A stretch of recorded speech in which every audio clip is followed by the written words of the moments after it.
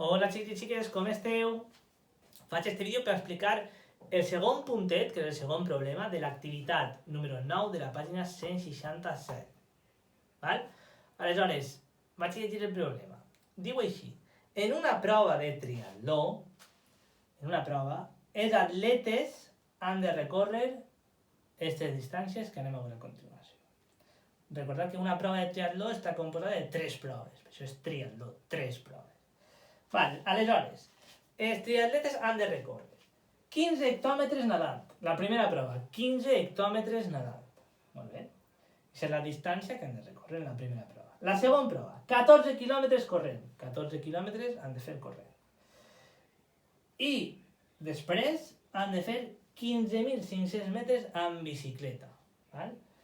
Han de fer primer 15 hectòmetres nadant, més 14 quilòmetres corrent, més 15.500 metres amb bicicleta. La pregunta que ens fa és la següent. De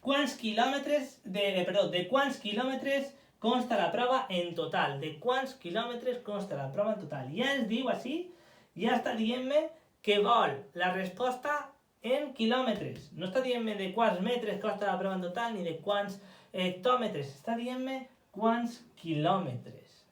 De quants quilòmetres costa la prova. Per tant, la meva resposta haurà de ser en quilòmetres. Val? Tornem a les dades. Tenim tot en quilòmetres? No, no tenim tot en quilòmetres. Llavors ho haurem de passar tot a quilòmetres. 15 hectòmetres nadant, 15 hectòmetres en quilòmetres. Ho passe i em donarà la mesura en quilòmetres. Donarà la mesura en quilòmetres. 14 quilòmetres corrent, ja la tinc. Ja està en quilòmetres. Val? Ja la tinc. I ara 15.500 metres en bicicleta. Ho he de passar a quilòmetres. Em donarà una mesura esta mesura en quilòmetres. Per tant, quan ja ho tinga tot en quilòmetres, ja tindré les 3 mesures, ja podré operar.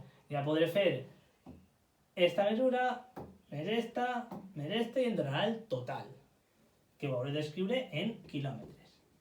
Donarà una mesura total en quilòmetres. Val? Vinga, ara en el tercer vídeo explicaré el problema número 3, val? El tercer puntet de l'activitat número 9. Vinga, adeu!